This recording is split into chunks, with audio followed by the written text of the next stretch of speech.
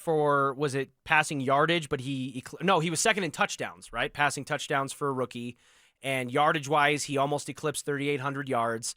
I think he surprised a lot of people nationally who don't pay attention to the Broncos until it's relevant. Right. And I'll raise my hand and say I think he exceeded some of my expectations, even here locally, as closely as we follow it, and it translates into breaking the curse, the streak of losing seasons since 2016, the first postseason appearance since they hoisted the Lombardi Trophy in Super Bowl 50. Now, it ended with a spanking at the hands of should have been a Bronco, Josh Allen, and the Buffalo Bills.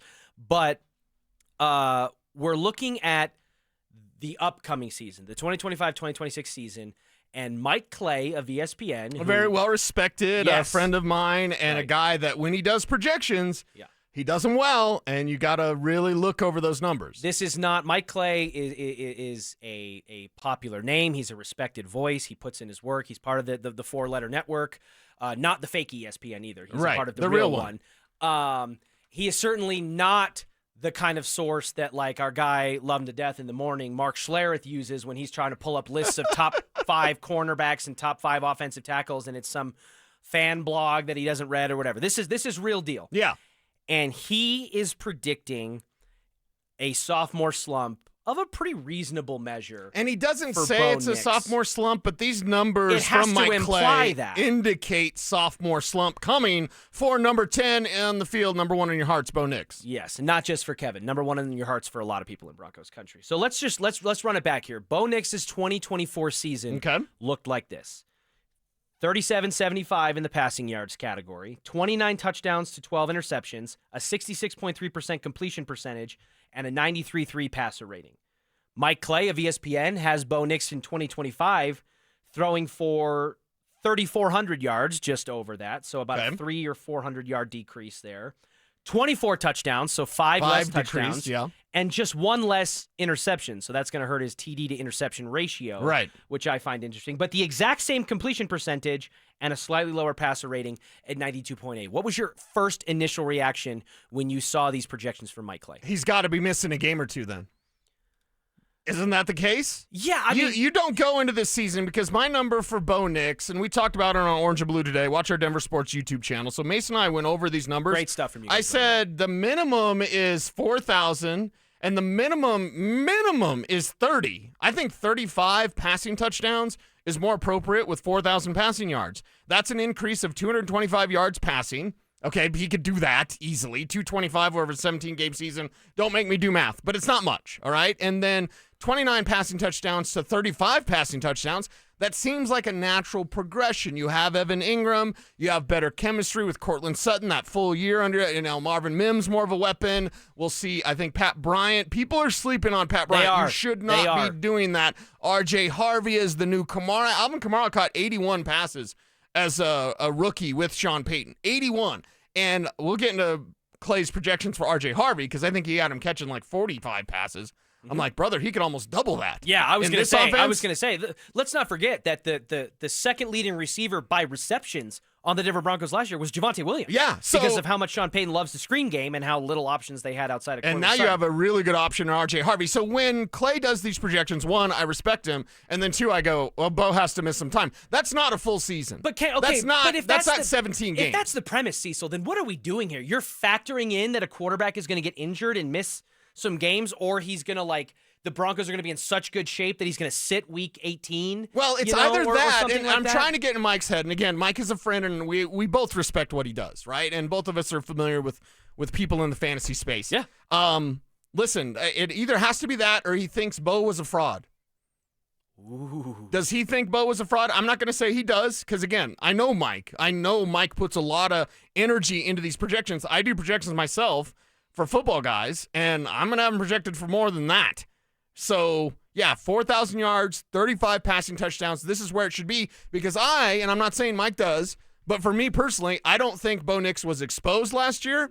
I don't think Bo Nix was a fraud last year. I don't think Bo Nix has, leveled off. I mean, we're just getting started. I've said it on these airwaves multiple times.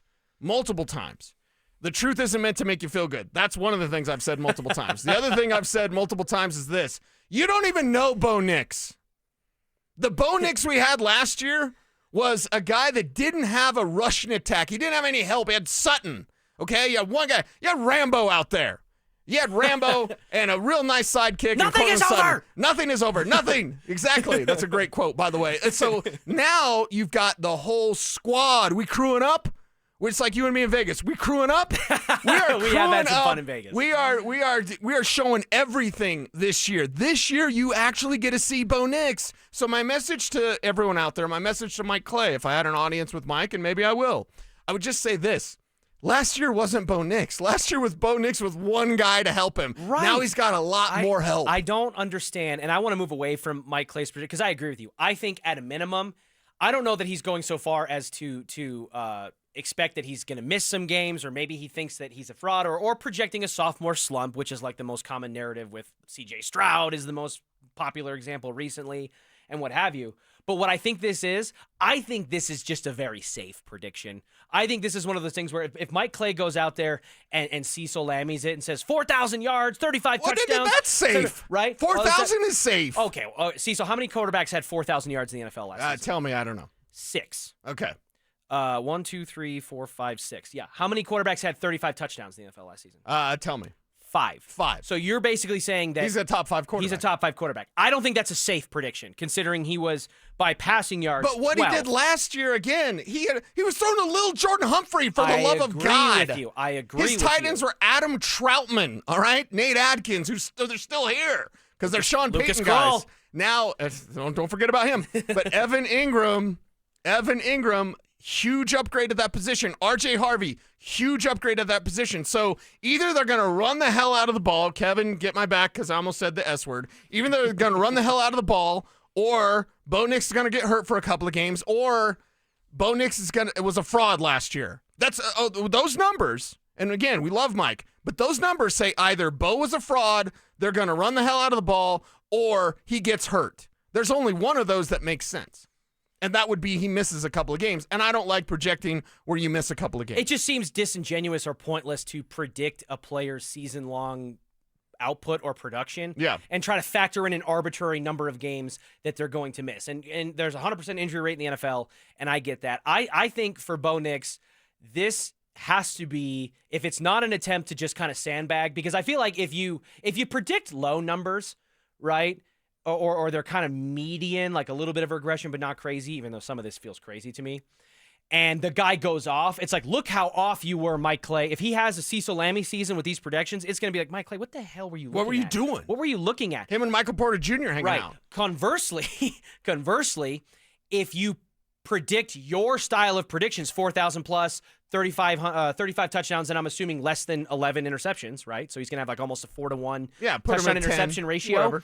If you predict that and he does have a sophomore slump, I feel like it's almost even more of a like Mike Clay. Did C.J. Stroud have a sophomore slump?